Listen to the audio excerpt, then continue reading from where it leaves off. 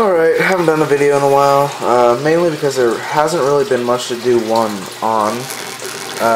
But I had to do some maintenance to the pond, mainly the sandbox, just because we threw it together just to get her to lay them real quick, and she ended up laying on the water, so it didn't really help. But we decided we'd fix that this weekend, and so we had to make a temporary setup.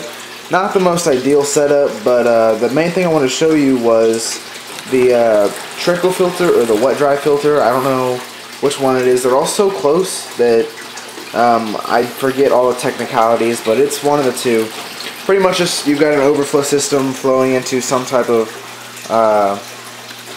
filtering station, I guess, and then filtered back into the tank. This was done really cheaply. Pretty much all you do is make some type of overflow or suction type system. Overflows typically work better. I just kind of threw this together with random pieces, just pieces that I had, just to see if it would work, and it ended up working. So I guess I thought I'd show you guys. What we've got here is we've got everything is 1 inch except that little castle piece right there. Castle piece I think is about 1.5 inches or 1.25 inches, I forget, a little bit bigger.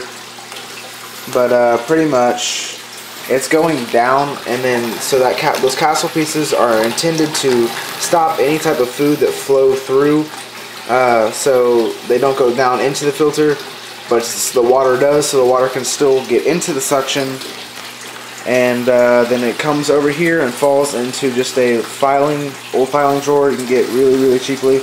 And then I've got holes in the first drawer with nothing in it, and then pretty much the holes are from this side to this side, and there's multiple rows of them, so that's just gonna trickle. That's where the trickle comes in, but it's also wet dry because it's pretty much dry on the top within the water.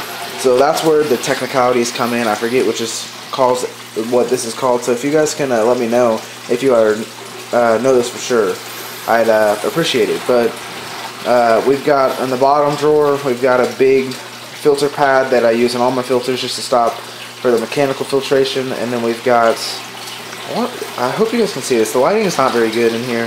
I don't have any light on this side of the room, but we've got 2 pounds of carbon in there, and then we've got that big pad, and then in this bucket we've got a lot of lava rock just on the bottom. That's what the pump in the station is sitting on. I want to say like it's like 40 pounds of lava rock almost. For those of you that don't know what lava rock is, it's a rock with a bunch of crevices in it, so beneficial bacteria can grow. So the more of it, the better.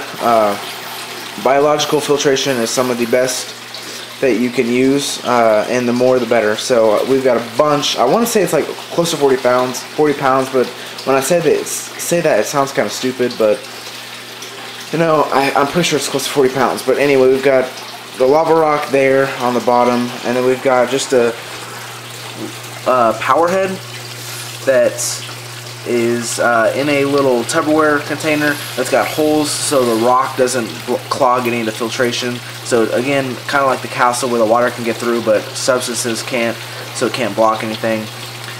You can get these on like eBay or Amazon for 20 bucks. This one is a 600 gallon per hour. I think I got it for 22 or 25 bucks, something like that. And then we've got a 3 3/4 inch tube.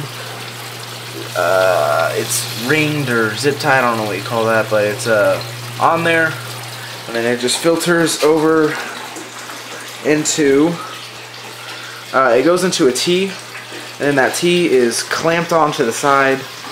All this stuff you can get at Home Depot except for maybe the pump, but that's where it comes out, and that's where the filtration ends. Starts here, goes through the whole system, and it gets back in. That's how a filter works, if you guys don't know that.